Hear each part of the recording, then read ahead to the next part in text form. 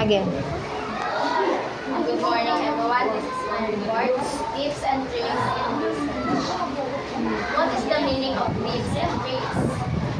A tips in short advice, tricks can mean to fool someone, but in tips and tricks means basically an easier of doing something or making or something easier to do. Give example. For example, of tips, practice the tricks, creative ways to solve problems or complete tasks. And read and read are pronounced differently but spelled the same.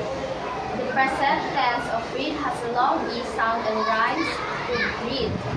The past tense of read has a short E sound and rhymes with read.